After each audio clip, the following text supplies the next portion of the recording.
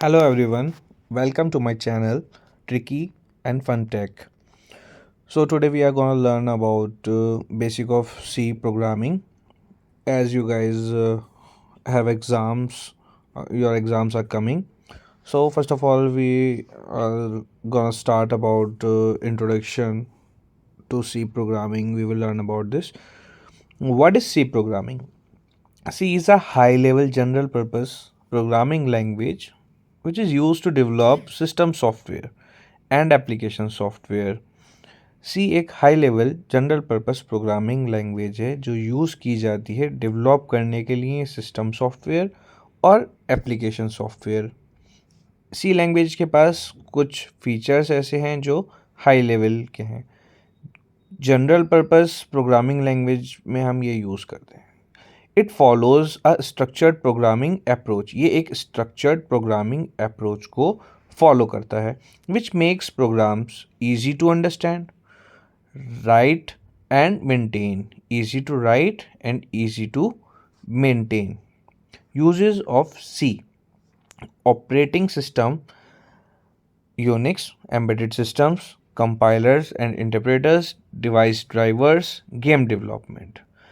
हम operating system इसमें बना सकते हैं, एम्बेडेड सिस्टम बना सकते हैं, कंपाइलर एंड इंटरप्रेटर्स हम बना सकते हैं, डिवाइस ड्राइवर्स बना सकते हैं, गेम डेवलपमेंट कर सकते हैं। ऑपरेटिंग सिस्टम क्या होता है?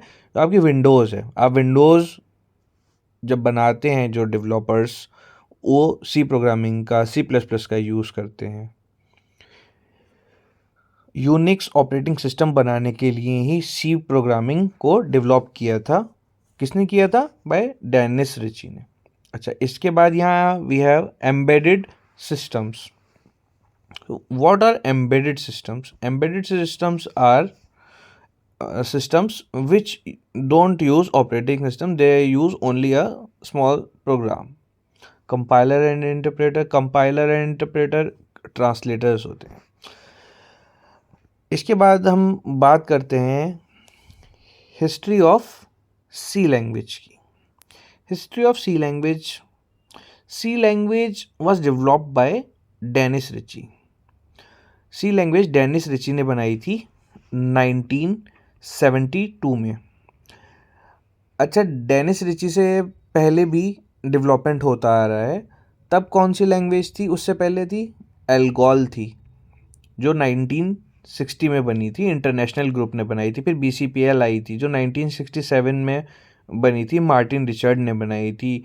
बी लैंग्वेज थी जो 1970 में केन थॉमसन ने बनाई थी, और तब से फिर ये चल रहा है। ये बेल लैबोरेटरीज में बनी थी। Originally created to develop the Unix operating system. हाँ, ऑपरेटिंग सिस्टम यूनिक्स बनाने के लिए बनाई गई थी। Features of C language: portability, syntax based, case sensitive and so on. Portability क्या होती है?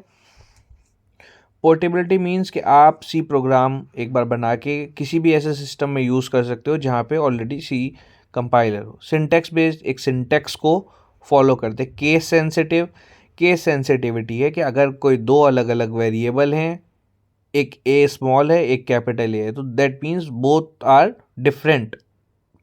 स्ट्रक्चर्ड ओरिएंटेड, एक पर्टिकुलर स्ट्रक्चर फॉलो किया जाता है।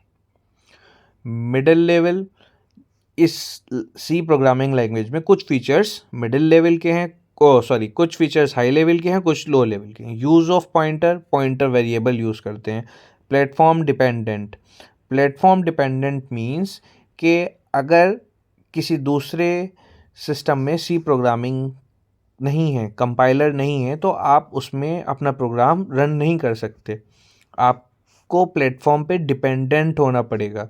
आप प्लेटफॉर्म पे डिपेंडेंट हैं कि आप पहले उसमें सी प्रोग्रामिंग का प्लेटफॉर्म इंस्टॉल करें और उसके बाद आप उसको चला सकते हैं। और एप्पल के कंप्यूटर्स के लिए, मैक सिस्टम्स के लिए अलग होगा आपका कंपाइलर, और लिनक्स के लिए अलग होगा, और विंडोज़ के लिए अलग होगा।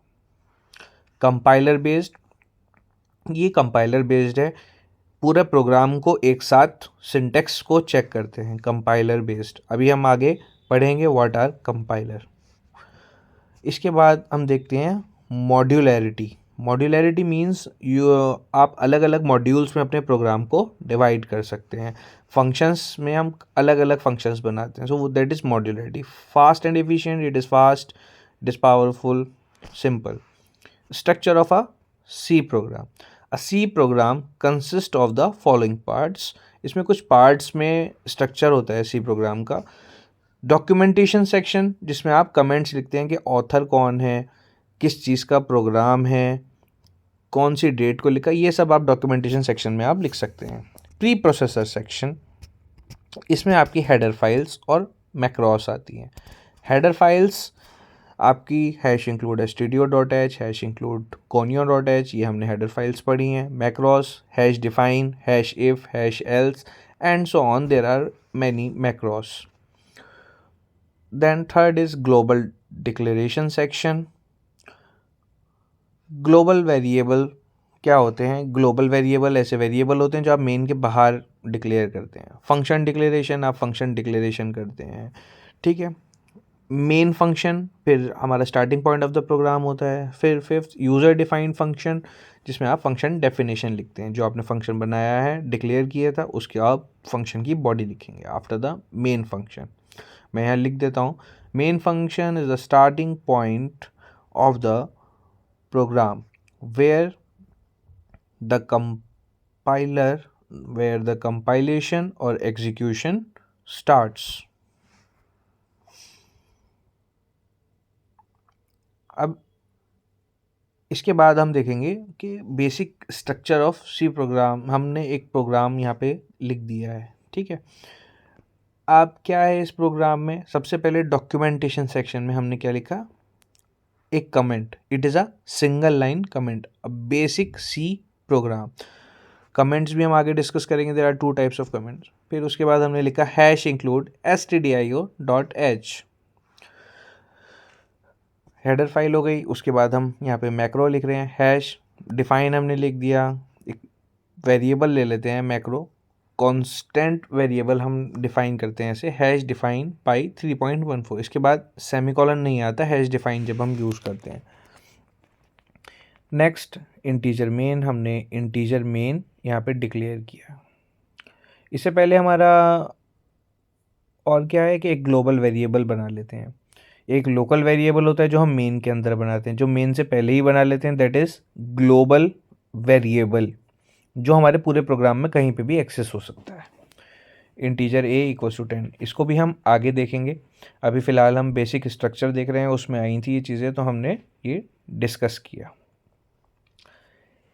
इंटीजर मेन हमने लिखा, उसके बाद print F hello world. Print F क्या है? प्रिंट एफ एक फंक्शन है जिसमें प्रिंट के लिए यूज़ किया जाता है। Return 0, it indicates successful execution. Hash include stdio.h includes standard input output function. एक एक करके देखते हैं क्या होता है। Hash means hash is a pre processor, include is a directive. Hash जो है एक प्री प्रोसेसर है, इंक्लूड क्या है? Include is a directive. Directive का क्या काम है कि ये डायरेक्ट करता है। कहाँ पे डायरेक्ट करता है हमें? stdio.h। stdio क्या है? Standard input output header file. तो कंप्लीट क्या हो गया? हैश इंक्लूड stdio.h एक हेडर फाइल है जो प्री प्रोसेसिंग के लिए यूज़ की जाती है, और stdio.h के फीचर हमें, लाइब्रेरी के फीचर्स हमें प्रोवाइड करती है। Main, it executes the program, starting होती है हमारे यहाँ से, execution of program start from here. इससे पहले हम क्या लिखते हैं? Integer. Integer is a return type, ये बताता है कि ये रिटर्न टाइप है।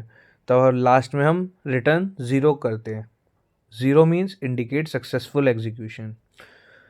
Print f use to display output, return 0 indicates successful execution.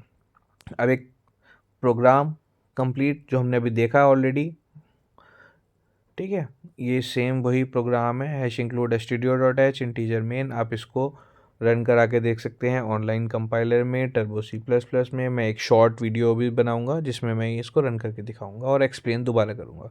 stdio.h provides input and output function. printf print the message on the screen. Now next is compilation process. Compilation process क्या है कि हमारा programme कैसे कैसे compile होता है.